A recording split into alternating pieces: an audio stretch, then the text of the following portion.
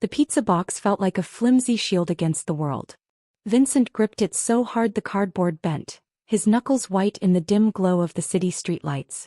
He wasn't a hero. He was just a delivery guy, and his only superpower was getting a pepperoni pizza to a customer's door in under 30 minutes. But tonight was different. Tonight was the full moon. He didn't need to look up to know it was a luminous, mocking orb hanging in the inky sky. He could feel it in his bones, a low, thrumming hum that vibrated through every nerve. It was a painful reminder of his pack, the pack he'd lost, the family he'd been exiled from. It was also the source of the immense, suffocating power that coiled in his gut, demanding release. Most humans looked forward to the weekend. He just dreaded Friday nights when the moon was full and his primal nature was impossible to contain. His phone buzzed in his pocket, another order. But he couldn't move. He stood on the sidewalk, a solitary figure in a city that never slept, feeling more alone than he ever had in his 25 years of existence. His human life was a meticulously crafted lie, a beige, predictable routine designed to keep his wolf at bay. His delivery job was the cornerstone of that lie. It was mundane, it was predictable, and it was a direct human connection that kept him tethered to normalcy. And his Friday night delivery to Catherine, a podcast host who lived in a small, cozy apartment above a cafe, was the one ritual that broke the crushing monotony of his life. He looked forward to those brief, silent exchanges more than anything. The silence was shattered by the high-pitched wail of a police siren, followed by the blood-curdling scream of a woman. It was a sound he knew all too well. His ears, far more sensitive than any human's, picked up the specific details. The frantic, terrified breathing, the sneering laughter of a group of men, the clatter of a dropped purse. The sound was coming from 2 blocks away, down a desolate alleyway. Every fiber of his being screamed at him to go. His wolf, a ravenous beast of instinct and power, clawed at the walls of his control. But Vincent pushed back. He was a delivery guy. He had a job to do.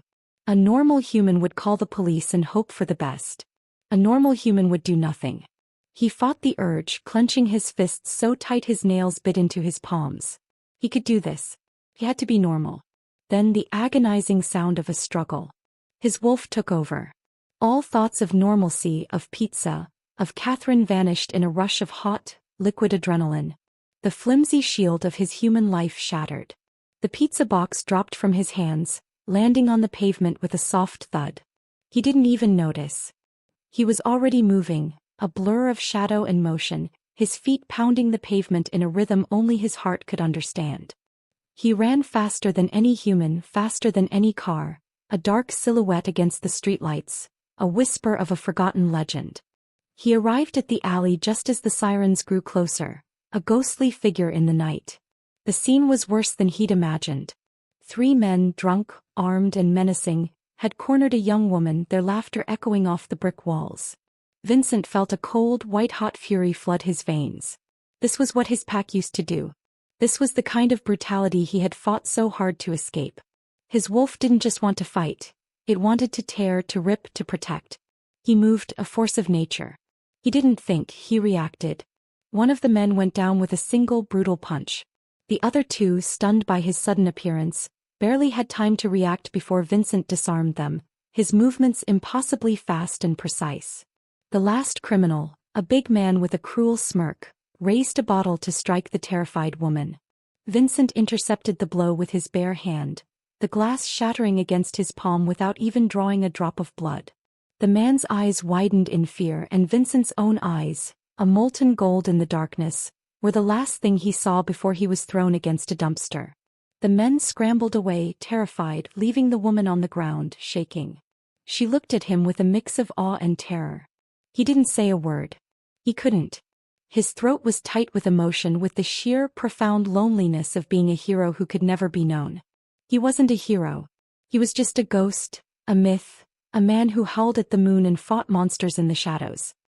He looked at the abandoned pizza box on the sidewalk a block away, and a deep, soul-crushing sadness washed over him.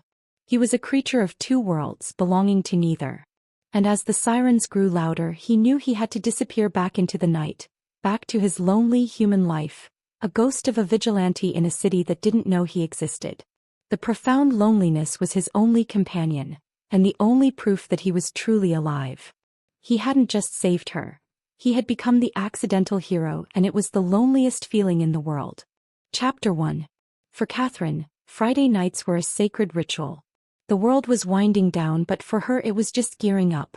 The city's chaos was her muse, and her podcast, City Unsolved, was her canvas. Tonight's topic was a particularly grim one: the disappearance of a local street artist. Catherine sat in her apartment, a self-proclaimed fortress of solitude, surrounded by stacks of case files, mugs of cold coffee. She was a cynic, a skeptic, and a firm believer that every mystery had a human explanation. The only hint of humanity in her isolated, crime-focused life was a charming, quiet pizza delivery guy named Vincent. Their interactions were brief, a polite dance of exchange and payment, but she found herself looking forward to them.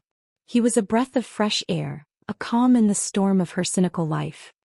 He was tall, with a quiet strength in his shoulders and a gentle smile that reached his golden brown eyes. She had a completely innocent professional crush on him, a tiny human connection in a life that was otherwise all about the darkness of the city.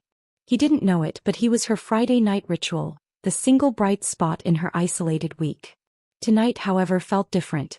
A sense of unease hung in the air, a tension that wasn't just due to the topic of her podcast. She could feel it in the air itself, in the way the streetlights seemed to hum with a strange energy. Her producer, Sam, had been texting her all night with frantic updates about a weird animal attack on the other side of town. The details were vague, but the feeling was palpable. The city was on edge. It was a full moon night. The doorbell chimed, and Catherine's heart did a little flutter kick of anticipation. She opened the door to find Vincent holding a pizza box, but something was off. His usual calm demeanor was gone, replaced by a nervous energy that seemed to vibrate off him. His eyes, those golden brown eyes she found so captivating, darted over her shoulder, scanning the street behind her as if expecting a ghost. "Hey, Catherine," he said, his voice a little strained. He wasn't looking at her but at something in the distance. "Hey, Vincent," she said, her voice a little too cheerful. "Rough night?" He gave a wry, humorless chuckle. "Something like that." She paid him, their fingers brushing for a moment, and an electric spark shot up her arm. She pulled her hand back as if she'd been burned, a blush creeping up her neck. He didn't seem to notice. He was still scanning the street, his jaw tight, his shoulders tense. He was a man on a mission, and that mission didn't seem to be delivering pizza. "Well, be careful out there," she said, genuinely concerned. "Always," he said, and for the first time he made eye contact with her. His eyes were not just a warm brown tonight. They were almost golden, with a wild, untamed glint she'd never seen before. He turned and walked away, not with his usual easy gait, but with a restless energy that seemed to propel him forward. He disappeared around the corner, and a moment later, a blood-curdling howl echoed from the direction of the alleyway he'd just passed. It was a sound that was both primal and deeply sad. Catherine stood frozen in her doorway, the pizza box feeling heavy in her hands. The howl was the same sound she had heard in her headphones just moments ago from a recording of the siren from Sam's text. She shook her head, trying to rationalize it away. A dog maybe? An odd-sounding dog? But she'd lived in the city her whole life and she'd never heard anything like that. Just then her phone buzzed with another text from Sam. "New development. Police are saying it was an animal attack, but witnesses are calling it something else. Says the animal was impossibly fast and strong. Cops are confused. This is getting crazy, Cat." She looked down at the text, then back at the empty alley where Vincent had just been. A shiver ran down her spine, a mix of fear and disbelief.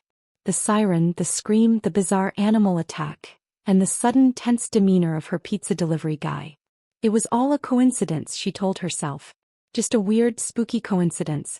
He was a skeptic after all. There was a rational explanation for everything. But a tiny, nagging voice in the back of her mind began to whisper, linking the two. The first seed of suspicion was planted, a tiny, dark sprout in the fertile ground of her cynical mind. She closed her door, her heart pounding a strange, new rhythm against her ribs. Her crush had two lives, and she was about to discover both of them. Chapter 2. The scent of cold pizza and a looming deadline filled Catherine's apartment the next morning. But her mind wasn't on her podcast script or the missing street artist. It was on the howl. It had been so raw, so full of anguish and power, a sound that she couldn't rationalize away with a dog or a wild animal. She kept replaying it in her head, the image of Vincent standing in her doorway, his eyes glowing like embers, a restless energy humming around him. It was ridiculous, of course. He was a pizza delivery guy. But the coincidence gnawed at her like a stubborn rat. Her cynicism, usually her most reliable defense, was failing her. Instead of dismissing the bizarre animal attack from Sam's text as a tabloid exaggeration, she found herself digging into it. She started with a simple Google search, pulling up local news articles and police blotters. The results were startling. The first report was a cryptic note from the police about a disorderly incident, but a local online forum was a goldmine of speculation. Witnesses described a figure of impossible speed and strength, a ghost that moved faster than the eye could follow. One person even described a low, guttural growl that sounded less like an animal and more like a monstrous man. Catherine dismissed the fantastical descriptions with a cynical snort. People loved to exaggerate. They saw a flash of movement and their minds filled in the blanks with the supernatural. Still, the details of the incident stuck with her. The location was a back alley near the heart of the city, a place Vincent's delivery route would have absolutely covered. The time of the incident was precisely a minute after he had left her doorstep. A coincidence, she told herself. Just a really, really weird coincidence. But her investigative mind was now fully engaged. She pulled up an old-fashioned map of the city and began to plot the locations of other bizarre incidents that had been reported over the past few months. To her growing unease, these strange animal attacks consistently occurred on nights of a full moon. And not only that, but they were all located within a small, tight circle that encompassed Vincent's pizza delivery route. She even noticed a few reports of car break-ins that were dismissed by police as a misunderstanding, where the victims said someone with immense strength had simply torn their car doors off their hinges to get to their phone. Again, all on a full moon night. Her rational mind screamed at her to stop, to find a human explanation.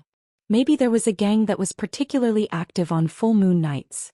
Maybe it was a new drug making people incredibly violent and strong. She tried to rationalize every detail, every impossible feat. She even rationalized Vincent's unusual behavior, telling herself he was just tired from a long night of deliveries. He was a delivery guy. He delivered pizza. This was all just a wild goose chase based on a few scattered reports and a vivid imagination. But she couldn't let it go. Her mind was a coincidence machine and it was churning out an unsettling pattern. She even brought it up on her podcast, albeit in a joking, cynical manner. "You guys," she said into her microphone, a mischievous glint in her eye. "We've got a new one for City Unsolved. The police are calling it an animal attack, but I'm calling it the case of the incredibly fast monster that only appears during a full moon. Maybe it's a new kind of superhero. The pizza delivery vigilante. You know, a guy who delivers a hot pie and justice at the same time." She put a laugh track over the segment and it got a huge laugh. But privately it wasn't a joke anymore. Her listeners, a vibrant community of amateur sleuths and conspiracy theorists, started to send in their own wild theories. Emails and social media messages flooded her inbox with mentions of werewolves, lycanthropes and other supernatural creatures. She publicly scoffed at them, posting a sarcastic meme with a werewolf holding a pizza box. She made a joke about it on Twitter, saying, "I guess my pizza guy is also my fated mate if the internet is to be believed." She got 100 retweets and laughed about it with Sam over the phone, but the joke was starting to feel a little too real. The humor was a thin veil for the growing unease. The next Friday night was a delivery from Vincent, but it wasn't a full moon. She felt a strange pang of disappointment, a part of her wanting to see if he would be back to his normal self. He was calm, quiet, and his eyes were a warm, gentle brown. The tension from the week before was gone. He was just a guy delivering pizza. She felt a wave of relief and a little bit of shame for the wild theories she'd been cooking up. But then the full moon arrived again a week later. She got the usual text from the pizza place with a notification that her delivery was on its way. She was ready this time. Her heart hammered a nervous rhythm against her ribs, a mix of apprehension and a strange, exhilarating excitement. This was a test. If Vincent's demeanor was off again, then she'd have her proof.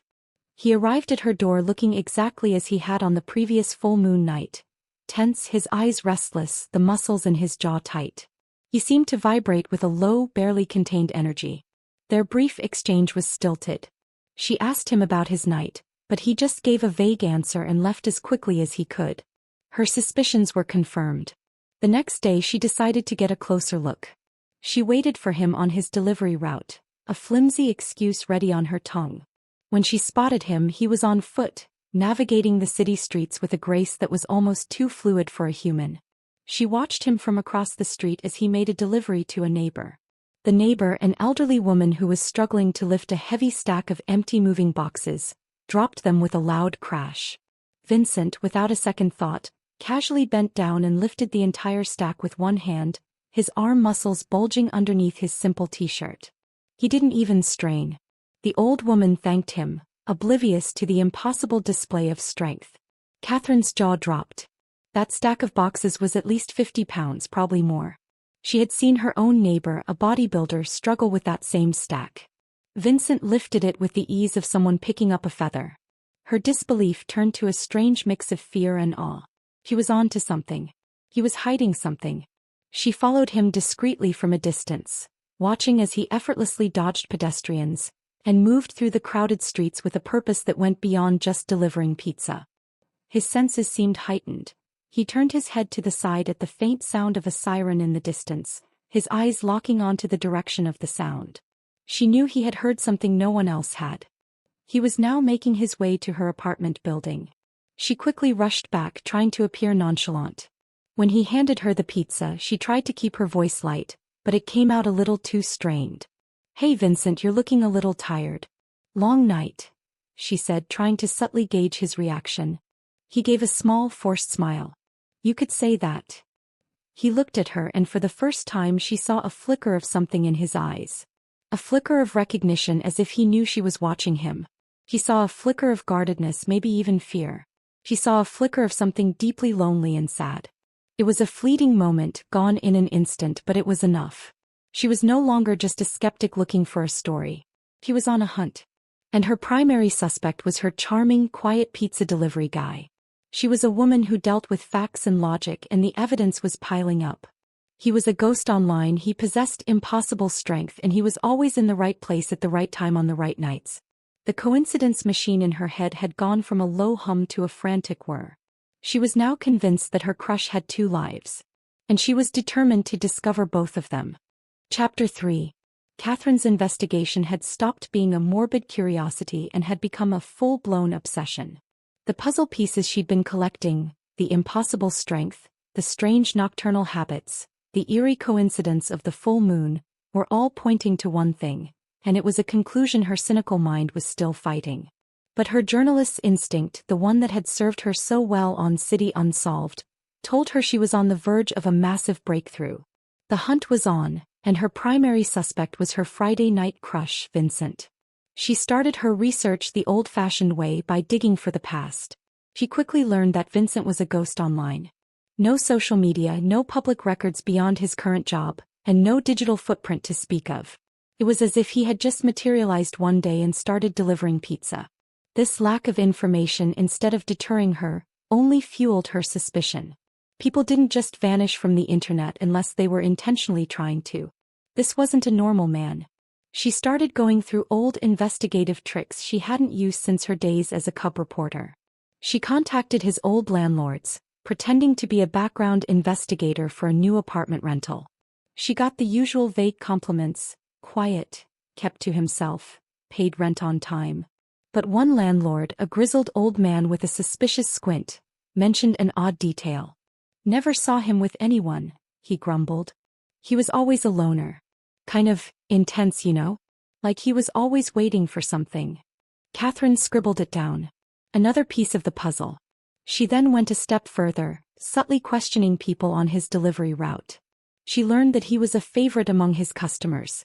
They all described him as charming, polite, and unusually strong. One elderly woman, a regular customer of his, mentioned with a laugh how he had effortlessly carried her entire grocery delivery up 3 flights of stairs without even breathing hard. Another neighbor recalled a time she had seen him effortlessly moving a fallen tree branch that was blocking the sidewalk after a storm. Catherine's notes began to pile up, a chilling catalogue of superhuman feats. Her investigation took an even darker turn when she stumbled upon whispers of a mysterious incident from years ago. A powerful, ruthless alpha who had vanished after a devastating pack dispute. She knew about alphas from the countless werewolf books and movies she had watched. They were the leaders of the pack, the most powerful and ruthless of them all. The details were murky, but the timeline and location matched up with the period just before Vincent's sudden appearance in the city. The whisper was a single cryptic sentence on an obscure online forum. He vanished after he refused to give in to a power-hungry beta. The most alarming discovery, however, was his frequent visits to a specific rundown part of the city, an area known for its high crime rate and where another string of animal attack incidents had occurred years ago, incidents that had been dismissed by the police as gang violence. She found old police reports and news clippings from that time. The descriptions of the assailants, impossible speed, immense strength and inhuman aggression, sounded exactly like the current animal attack incidents. He wasn't just a delivery guy, he was also a silent protector, a vigilante who had been doing this for years. The next time Vincent showed up at her door, Catherine knew she had to push. She had to break his facade. She decided not to confront him directly about werewolves, but about the things he couldn't deny. She chose a moment when he was handing her the pizza. His eyes were their usual warm brown, but she knew what lay beneath the surface. "Hey Vincent," she said, her voice sounding a little too casual. "Funny question for you. You're a ghost online. Not a single social media profile. No past records. How do you do that in this day and age?" His easy smile faltered. His eyes, for a brief, terrifying moment, flickered with something she couldn't quite place. It wasn't just guardedness, it was a deep, profound wariness. He quickly recovered, his smile returning, but it didn't reach his eyes. "I'm just old-fashioned, I guess. Prefer to keep a low profile." "A little too low, don't you think?" she pressed. "It's a funny coincidence that all these animal attacks happen on your delivery route too. Especially on full moon nights." The easy smile vanished completely. The air between them crackled with tension. She had hit a nerve. His eyes, those beautiful golden brown eyes, seemed to pierce through her, searching for something. She saw a flicker of guardedness, a hint of fear, but also a deep-seated sadness. He was like a cornered animal, and for the first time she felt a genuine pang of fear herself. "It's a big city, Catherine," he said, his voice low and a little too calm. "Coincidences happen." "Sure," she said, her heart hammering against her ribs. "Just like it's a coincidence you can lift a stack of boxes with one hand and disappear without a trace." The silence that followed was thick and heavy, filled with unspoken truths and mounting tension. His hand, still holding the pizza box, trembled for a split second. He had him. She saw a flicker of defeat in his eyes, a resignation that she had seen too many times in her investigative career. He was hiding something big and she was about to discover it. She felt a strange mixture of exhilaration and fear. She was now on a hunt, and her primary suspect, her charming pizza delivery guy, was now a dangerous secret. The deeper she dug, the more dangerous her crush became, and she was now dangerously close to the truth. Chapter 4. The air was thick with the promise of a full moon, and a nervous energy hummed through the city. Catherine stood on a remote, poorly lit street corner, the scent of damp pavement and distant garbage a sharp contrast to the fragrant pizza box she held in her hands. She had orchestrated this.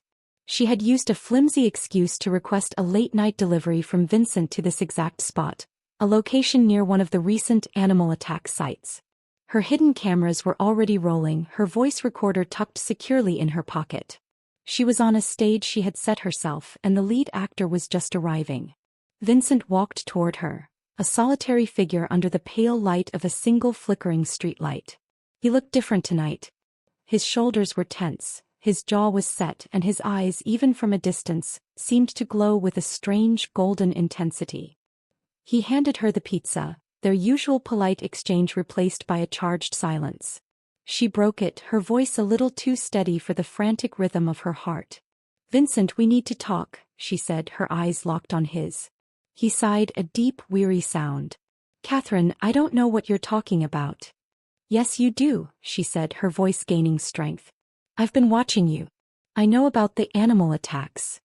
I know they only happen on full moon nights. I know they happen on your delivery route. I know about your impossible strength. I know you're a ghost online. I've been doing my homework, Vincent. His facade cracked. The easy smile he wore like a mask fell away, revealing a vulnerability and a pain she had only glimpsed before. He looked around, his senses on high alert. The urban sounds of the city seemed to fade into a silent backdrop, leaving only the two of them under the disapproving gaze of the moon. He stepped closer, his voice a low, gravelly whisper that sent shivers down her spine. "What do you want, Catherine?" he asked, his eyes filled with a raw intensity that was both terrifying and mesmerizing. "I want the truth," she said, her voice not wavering. "Tell me what you are." He took a shaky breath, a wry, humorless chuckle escaping his lips. "You really want to know? You really want to see what a monster looks like up close?" She stared at him, her heart pounding a frantic rhythm. He saw the trust, the fear, and the undeniable curiosity in her eyes. He made a decision. He began to speak, his voice a low, guttural confession. He told her everything. He was a werewolf, an alpha, cast out of his pack after a devastating betrayal. He had a human name, Vincent, but he was a creature of the moon, a ghost in a human city. He had taken on this mundane life, this pizza delivery job, to stay off the radar, to hide from his past. He had been using his abilities on full moon nights not to cause harm, but to protect the innocent. He was the accidental vigilante, a hero who had lost everything but his sense of justice. He was a monster who fought for a world that would never accept him. As he spoke, a powerful primal scent hit her. It was a mix of pine needles, wet earth, and something uniquely Vincent. A strange, exhilarating pull took over, a magnetic force that was undeniable and all-consuming. Her heart didn't just pound, it sang. It was a strange recognition, a feeling of coming home to a place she never knew existed. She looked at him and she saw it in his eyes too. The fear, the resignation, and the awe. He saw it in her eyes, the truth of a fated mate. A love that was born not of choice but of destiny. The reveal was emotionally charged, a swirling vortex of terror and awe, fear and an exhilarating recognition. He was a monster, a creature of myth and legend, but he was also her fated mate, a man whose soul was intertwined with her own. Her mind was reeling, but her heart was clear. She wasn't afraid of him. He was drawn to him. Suddenly, a cacophony of voices and footsteps echoed from the alley behind them. A rival human gang, alerted by Catherine's own podcast about local weird happenings, mistook Vincent for one of their targets. They surrounded them, their faces a mix of bravado and menace. "Look what we have here," one of them sneered, a little hero playing in the dark. Vincent's eyes, now a molten gold, narrowed into slits. His human facade crumbled completely. The sound of his bones shifting was like a series of cracks in the night. He didn't fully shift into a wolf, but into a more powerful, terrifying form. His body bulked, his muscles rippled under his clothes, and his canines elongated into sharp fangs. The men, their bravado gone, stood frozen in terror. He moved with a brutal, visceral strength, a blur of shadow and power, protecting Catherine with a ferocity she never knew existed. He was a man, a hero, a monster, and her fated mate. The truth was out, and her world would never be the same. Chapter 5. The raw, primal scent of blood and terror lingered in the air long after the human gang had fled. The silence that followed was even more deafening than the brutal fight had been. Catherine was reeling. She had seen the impossible, been protected by the terrifying, and faced the undeniable truth of her fated mate. Vincent, now back in human form but visibly shaken, stood before her under the pale moonlight. He was no longer just her quiet pizza delivery guy, he was a monster, a man, and a force of nature. "Are you okay?" he asked, his voice rough with emotion. He reached out to her, his hand trembling slightly. Catherine didn't answer with words. She touched the side of his face, her hand tracing the line of his jaw. He was warm, solid, and undeniably real. The fear was there, a cold knot in her stomach, but it was overshadowed by a strange, overwhelming sense of awe and a confusing, powerful bond that felt like a cord pulling her to him. He took her hand in his and gently led her away from the crime scene. As they walked, he began to explain the intricacies of his world, a world she had only read about in fantasy novels. He spoke of packs, of alphas, of politics and danger. He explained that he was a rogue alpha, cast out of his pack after a devastating betrayal. He had been a leader, but he had refused to let his pack prey on humans, a decision that had led to his exile and the loss of everything he held dear.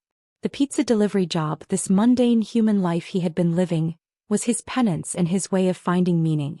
He revealed the true threat, a notorious human crime lord known only as the Kingpin, a man his old pack used to protect. Catherine listened, her journalist's mind absorbing every detail. Her skepticism was gone, replaced by a fierce determination. The injustice of his story, combined with the confusing, powerful bond of their fated mate connection, compelled her to help him. She wasn't a vigilante, but she was a journalist who knew how to expose the truth. She began to formulate a plan. She would use her podcast not to expose Vincent, but to subtly shed light on the Kingpin's activities. She would draw public attention to his crimes and indirectly provide Vincent with information and diversions, a tactical advantage in his fight against injustice. Their relationship deepened as they navigated this dangerous dual life. They would spend their evenings in his small, Spartan apartment, hunched over his laptop, poring over police reports and news articles, and then they would turn on her podcast microphone, their voices a quiet conspiracy against a criminal empire. The quiet, intimate moments they shared were a stark contrast to the high-stakes world they had entered. They would share a late-night coffee, laughing about the absurdity of their situation. "Are we ordering takeout or hunting tonight?" Catherine would ask, a wry smile on her face. Vincent would just shake his head, a genuine smile on his lips for the first time in years. He would tell her about his past pack, the politics of their world, and the true dangers that lay hidden beneath the city's surface. He spoke of his former alpha, a cunning and ruthless individual named Kazim, who had an arrangement with the Kingpin. He had lost everything because he had refused to be a monster, and in his vulnerability, Catherine saw the man he truly was, a hero.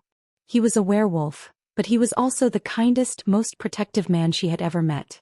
Their bond, forged in fear and defiance, solidified into an unbreakable love.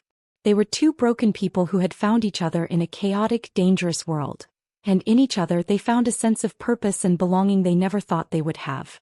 The city's shadows were closing in, but with Catherine by his side, Vincent was no longer alone.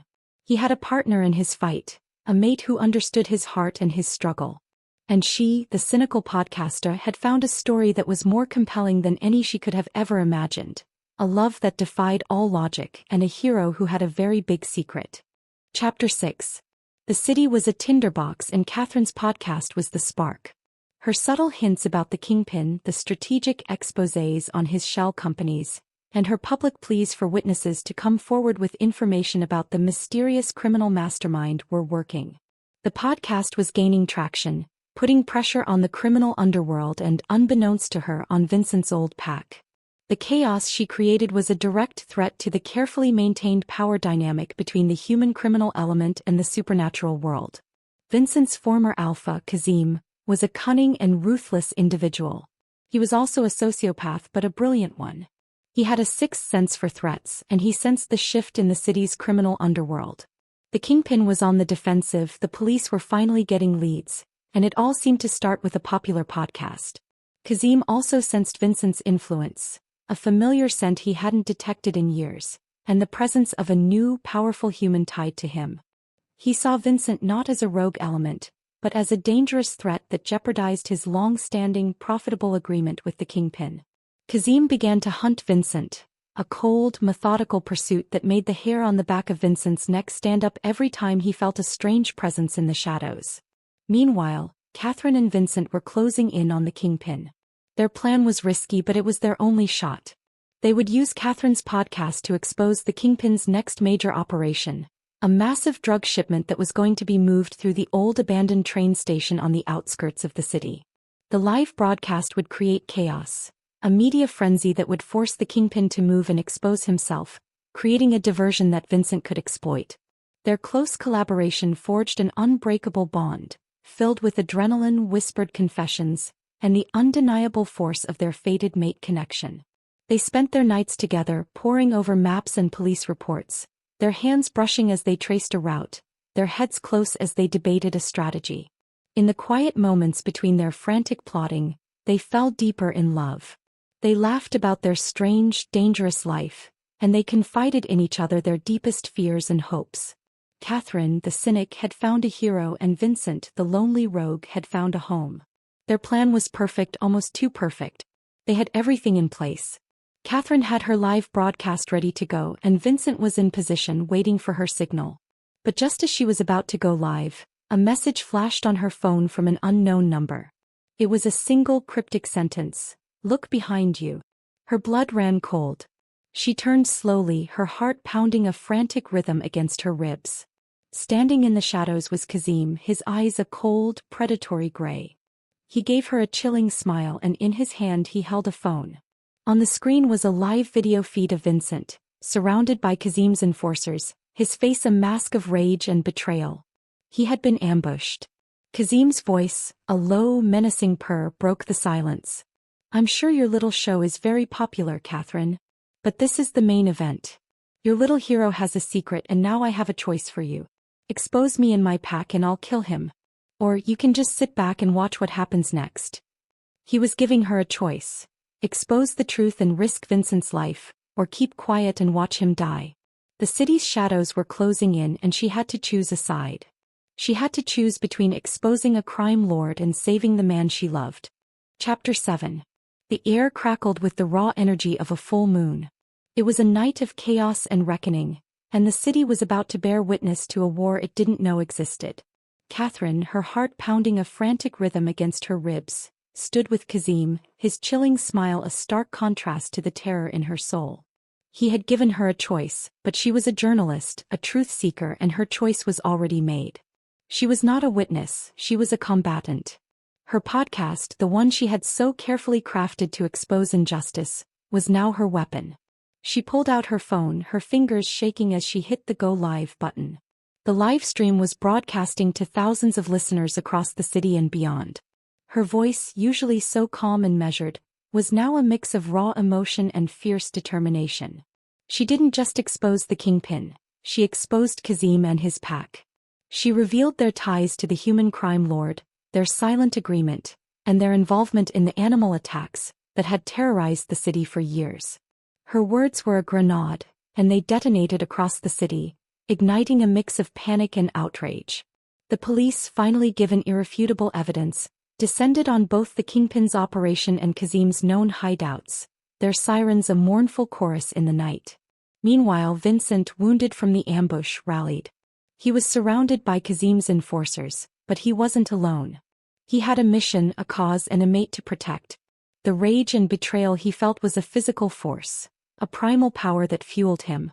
He tore through Kazim's enforcers, his movements a blur of impossible speed and strength, a dance of brutal efficiency. He was no longer just the pizza delivery guy, he was an alpha, a leader, a force of nature. The climax unfolded in a forgotten warehouse, a place where rusty gears and forgotten machinery became the backdrop for a brutal, heart-wrenching battle. Vincent confronted Kazim, a clash of two alphas with conflicting ideologies. It wasn't just a fight for power, it was a battle for the soul of their kind. Kazim fought with ruthless efficiency, his every move a testament to his cruelty. Vincent fought with a fierce, protective ferocity, his every move a testament to his nobility. He was a hero fighting a monster, a man fighting for his soul. Catherine, watching the live video feed from a safe distance, knew she couldn't just report. She had to intervene. She had to save the man she loved. She had to fight for him. She had spent weeks researching Kazim, and she knew his weaknesses. He was a creature of pride, a narcissist who couldn't stand to be outsmarted. She remembered a small, crucial detail from her research. Kazim had a weakness for light, a sensitivity to bright, flashing lights that would disorient him. She messaged Vincent with a single word: flares. Vincent, seeing her message, understood instantly. He dodged Kazim's brutal blow and, with a powerful roar, ripped a fire alarm off the wall. The blaring sound was deafening, but it was the flashing strobe light that did the trick. Kazim cried out in pain, momentarily disoriented, giving Vincent the opening he needed. Vincent lunged, not for the kill but for a disarming blow. He overpowered Kazim, but he didn't kill him. He chose mercy, a final, definitive rejection of the dark, brutal path his former alpha had chosen. The Kingpin's operation was dismantled and Kazim's pack was scattered. The city was plunged into a chaotic, uncertain future, but the immediate threats were neutralized. The police, the media, and the public were reeling, trying to make sense of a world that had just been turned upside down. But in the midst of the chaos, a new dawn was breaking, and with Vincent by her side, Catherine was ready to face it. Chapter 8. The city didn't sleep. Not for a week. The official story, spun by the mayor's office and the police chief, was a masterpiece of political doublespeak and intentional obfuscation. They called it a highly organized crime syndicate, a group of unusually skilled and aggressive vigilantes, who had dismantled the Kingpin's operation and in the process, taken down a dangerous, long-standing criminal enterprise. They attributed the impossible feats of strength and speed to a new experimental synthetic drug, and the bizarre animal attacks were officially declared to be the work of a few stray dogs and a panicked public. The werewolf aspect was buried deep under layers of plausible deniability, a whisper in the wind that the authorities hoped would be forgotten. But the world knew. You couldn't unsee what millions had witnessed on a live stream. You couldn't unhear the roars, the shifting of bone, the sheer visceral terror. The official story was a flimsy bandage on a mortal wound, and beneath it, the city grappled with a new, terrifying reality. Catherine's podcast, City Unsolved, became a global sensation. She was hailed as an investigative journalism prodigy, a modern-day hero who had faced down a criminal empire. Her listenership exploded and she was offered a book deal and a national television show. The cynic in her wanted to laugh at the irony. She was famous for a truth she couldn't fully reveal. She would sit in interviews, her expression perfectly composed, and field questions about the vigilante. She would smile demurely when they asked for details about his identity, saying, "A good journalist never reveals her sources." It was a lie, of course. She wasn't just his source, she was his heart, his mate, and his secret. Vincent, now a public hero in the anonymous sense, no longer needed to be a pizza delivery guy. His old job, his old life, felt like a distant, faded memory. He was free, but with that freedom came a new set of responsibilities. The city, a strange mix of fear and admiration, was now his territory. He couldn't be a ghost in the shadows anymore. He was the city's protector, a silent force for good. He began to rebuild not a pack of wolves but a community of protectors. He sought out other rogues, other displaced supernatural beings who, like him, had been disillusioned by the old ways. He found them in the city's forgotten corners. A quiet banshee who worked as a librarian, a shy shapeshifter who ran a dog grooming business, and a telepathic accountant who had a terrible poker face. He was no longer a lonely vigilante, he was a leader, a new kind of alpha for a new kind of pack. Their relationship deepened as they navigated this dangerous, exhilarating new world. They would share quiet, intimate moments between stakeouts and podcast recordings, grappling with the absurdity of their situation. The humor came from the mundane aspects of their supernatural life, the small, relatable moments that made their extraordinary existence feel a little more normal. One night, as they were ordering takeout, Catherine looked at him with a mischievous glint in her eye. "So, are we ordering takeout tonight, or is the new pack going hunting?" Vincent just shook his head, a genuine smile on his face. "I think the new guys are still trying to figure out how to order from the Thai place." Another time they were at the grocery store and Vincent, with his enhanced hearing, was picking up on all the conversations around them. He would stop suddenly, a perplexed look on his face. "Did you know that Mrs. Henderson from apartment 4B is telling her friend that she thinks the neighborhood association is a front for a secret society of garden gnomes?" he whispered to Catherine, a bewildered look in his golden brown eyes. Catherine burst into laughter, her shoulders shaking with mirth. "Vincent, you can't just listen to everything," she said, wiping a tear from her eye. "It's rude." But she knew he couldn't help it. His senses were on high alert all the time and he was still learning how to turn them down. The challenges were real too. Catherine, the pragmatic journalist, had to grapple with the ethical dilemma of keeping his secret. She was a voice for truth and yet she was holding back the biggest truth of all. Vincent, the man who had spent a decade running from his past, now had to face his future as a public figure, a hero, a leader. He had to learn to trust again, to lead a pack that wasn't bound by blood, but by a shared purpose. Their love story was a testament to finding the extraordinary in the ordinary, and proving that even a werewolf vigilante could find his fated mate over a Friday night pizza. The bond they shared, forged in fear and defiance, had solidified into an unbreakable love.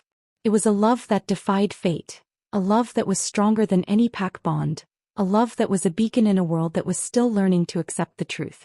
Catherine continued her podcast, now a global voice for justice, her stories now a whisper of a world beyond the human. Vincent, with Catherine by his side, was the silent protector of the city, a new kind of alpha for a new era. He was no longer a lonely vigilante. He was a hero, a leader, a man who had found his place in the world. And the world knew his secret, but only she knew his heart. Their love story was just beginning, a testament to the idea that even in the darkest of nights, there is always hope for a new dawn. That's the end of our story for today, but the fight for justice in a world of secrets has just begun. Did Vincent make the right call by choosing mercy over revenge? Was Catherine right to keep his secret, or should she have exposed the full truth? Let me know your thoughts in the comments below. Don't forget to like this video, subscribe to the channel, and hit the bell for more stories that will keep you on the edge of your seat.